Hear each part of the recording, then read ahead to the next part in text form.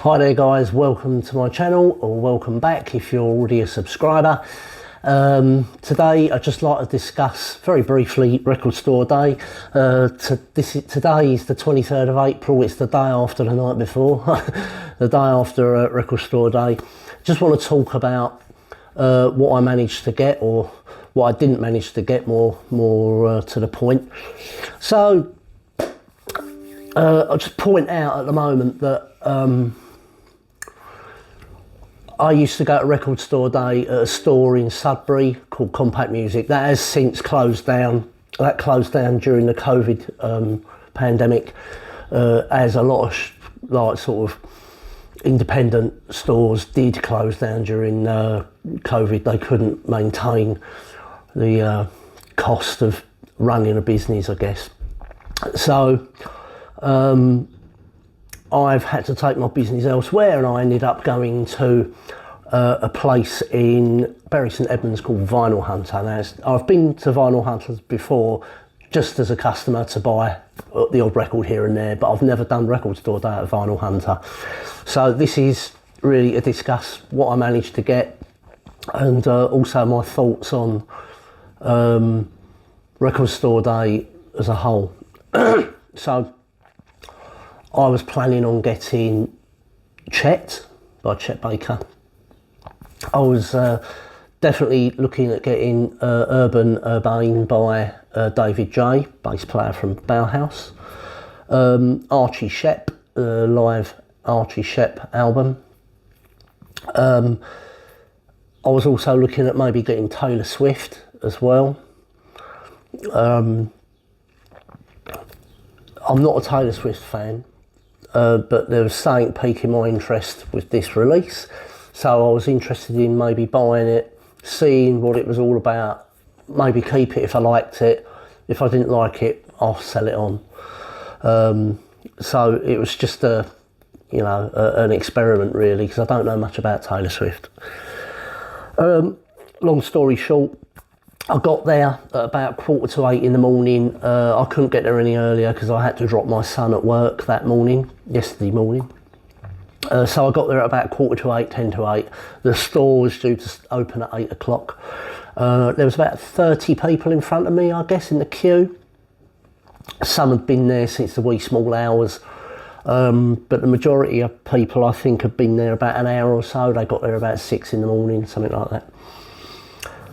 Anyway, we got chatting and we were saying, what records we're looking at getting, and a young lady behind me, she was in her late teens, early 20s, I guess. She was queuing up purely for Taylor Swift, which I thought, okay, nice. Anyway, I got in the store before her, and anyway, I saw Taylor Swift there. First thing, I picked it up and I thought, you know what?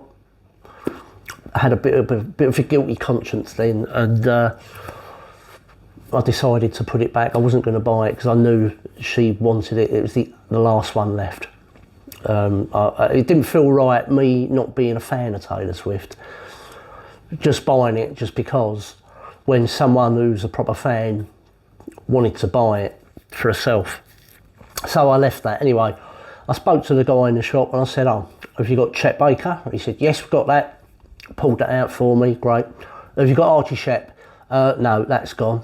"Okay. How about David J, Urban Urbane?" He said, "No, we didn't order that one. We didn't put that on our list of things to get." I went, "Right, okay." Taylor Swift is gone anyway. I looked at some of the other releases that I'd ticked off on my list. I looked at Bill Evans. I was thinking about getting Bill Evans. I didn't get that. That was way too expensive. That would have blown my budget. I will tell you, I set myself a budget mentally in my head that I wouldn't go over. Give or take £5 here and there, I wouldn't go over this budget. And Bill Evans, it wouldn't have blown my budget, but it would have restricted other releases I could have got. So I didn't get Bill Evans. It's too expensive, £100 for a triple LP, or just under 100, I think it was £98, something like that. They didn't have John Lennon, I don't think. Didn't see that anyway. But anyway, all that aside, I ended up walking out with 2 records, one for me, and my son wanted the Godfather Suite, which is actually quite a nice record actually. I haven't got it with me, with my son, but that's actually limited to 700 worldwide. And he's got number 332. It's actually hand numbered on the Obi strip. Really nice little package actually. It sounds fantastic. But anyway, onwards. So I walked out with virtually none of what I wanted, except Chet, which I have to say is a brilliant, brilliant record.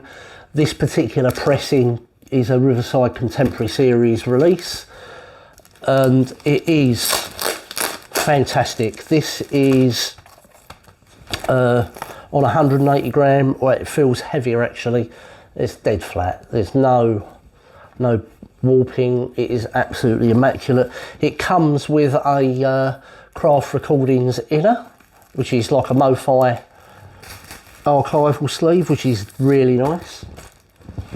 The jacket is super high quality. It's a Staunton tip-on jacket. This is fully laminated in the old style. It's really, really nice. This was I did actually keep the hype sticker, so you can have a read of that. So it's not shiny. You can have a read of that.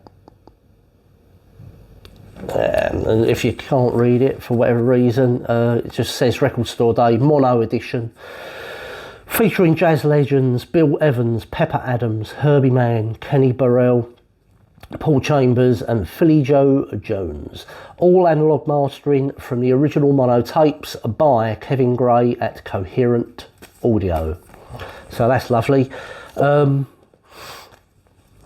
This sounds fantastic. In mono, even in mono, the soundstage on this is fantastic. So it's a really, really good buy. I'm pleased I got it. It's my first Chet Baker record. It won't be my last. It was a bit of a punt with this. I'd never heard it before. I've heard about it. I've heard it was really good. So I bought it, and I'm really pleased I bought it. And I love that cover. I'd love to know who she is. But yeah, Chet, great record if you like smooth jazz that's really easy on the ear. Some lovely trumpet playing. Piano, Bill Evans is absolutely fantastic on it. The whole band are excellent. It's all instrumental and really, really worth getting. So unfortunately, that's all I come away with. That's getting on to my next thing that I want to talk about on Record Store Day is you're reliant on these independent stores having the money to finance Record Store Day. They don't get given these records. It's not on like a sale or return type thing that maybe it should be, but you know, they have to buy the stock in and sell it. If they don't sell it, it sits on their shelf gathering dust. So these little independent record stores like Vinyl Hunter, they are not going to buy stuff that they think is just going to sit there gathering dust because they're making that investment. It's less of an issue with a big independent store, say for example like Rough Trade in London. You know, they're probably going to get the footfall to clear it, to sort of make a difference on what they're buying in. But these little independent shops, you're reliant on them getting what you want. Now, I'm sure if I'd been a regular customer at Vinyl Hunter coming up to Record Store Day, I could have said to them, I really want David J, and they probably would have got a copy of it for me to pick up on Record Store Day.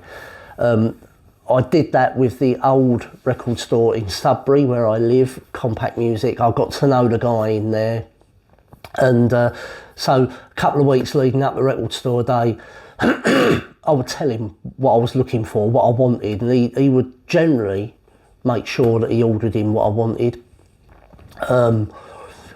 which was really good. you know, he knew that he was going to sell it, so he wouldn't waste his money and not get it in. And he did a lot of that. I wouldn't say it was pre-ordering, because he never took no money, but he did used to sort of make a tally on the list from his regulars. I used to tally up who wanted what, and he used to make sure he looked after the regulars.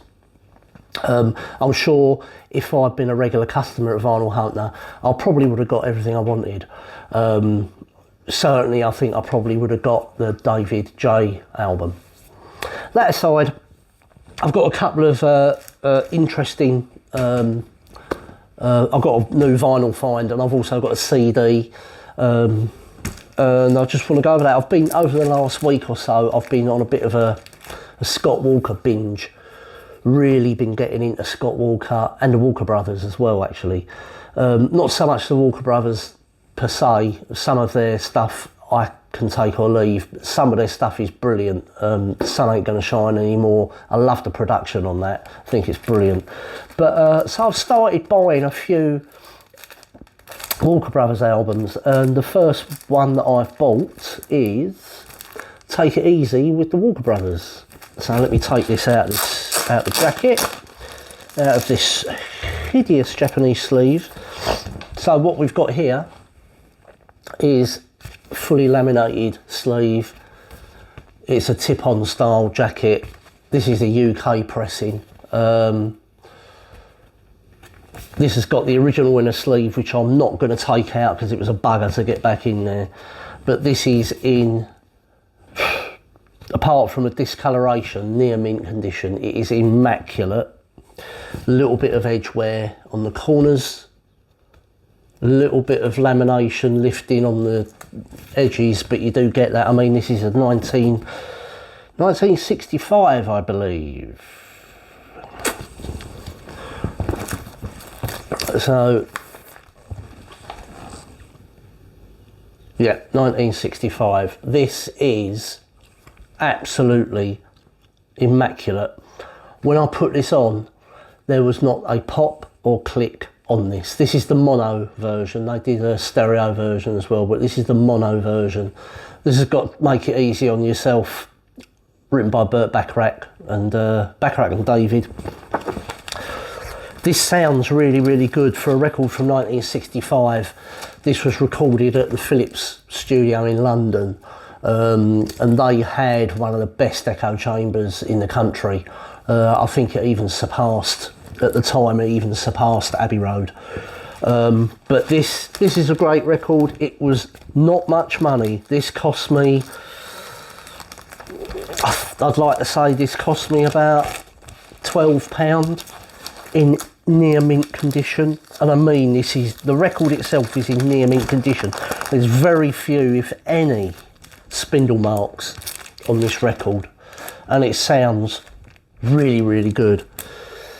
So yeah, Take It Easy with the Walker Brothers. I've got a few other bits and pieces coming over the next week, which I'll show you next week probably. And the final thing is a CD, which I don't generally buy CDs, not unless it's a band like Pink Floyd and I want to be completist about it. But I wanted to buy this because I like Thomas Lear, and I wanted to buy this because, one, it's only available on CD anyway, but the nice thing about this is it's signed by Thomas Lear. Inside this there is also this is all sealed. I mean, this has got I can't open it, I'm not going to open it yet, but there's a card inside this. Let's crack it open. I'm going to open it. Let's open it. Let's see. Right.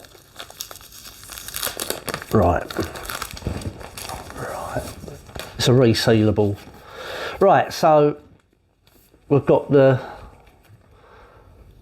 Thomas Lear's signature, Emotional Hardware, and inside we have got a card.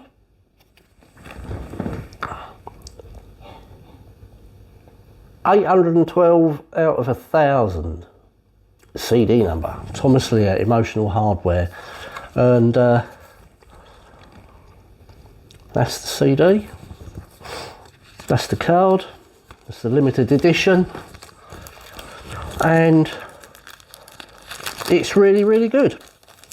So there you go. Thomas Lear, Emotional Hardware on CD, signed. This was a Record Store Day release a couple of 3 years ago.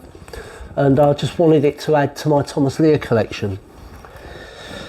Now what I'll say is I do have 2 copies, but this one's not signed. This one hasn't got the limited edition card in it, but it is I have opened it, but it is still in the resealable bag, and I'm going to give this away. I don't want it, so what I'm going to do is I'm just going to open it up to subscribers. If you're not a subscriber, subscribe, and I'll give this away to the first person that tells me what was the name of Thomas Lear's first album that he recorded. What was the name of Thomas Lear's first album? You tell me what that is, providing you're a subscriber. We can instant message, I'll get your address and I'll stick it in the post to you, first class post. It'll go out this week. Okay, so if you want that, Emotional Hardware, Thomas Lear, experimental, really good electronic music, just put in the comments the answer to the question, which is what was the name of Thomas Lear's first album? Pretty easy. It's probably on Google. Alright, so with that ado, all done. We'll leave it there for this week. Like I say, a bit disappointing this year with Record Store Day. I need to sort of rethink where I'm going to go next year. I don't think I'll do Vinyl Hunter again. I think I'll probably find somewhere else, even if it's a little bit further afield. I might see if I can find somewhere near a Cambridge or somewhere like that. I'm sure there's somewhere in Cambridge that will be better, but we'll see. I've got a bit of time to do a bit of investigating. I've got a year, so and that's it for this week. I'll catch you later. Hit like and subscribe if you like the content, and I'll see you next week. Cheers, bye bye.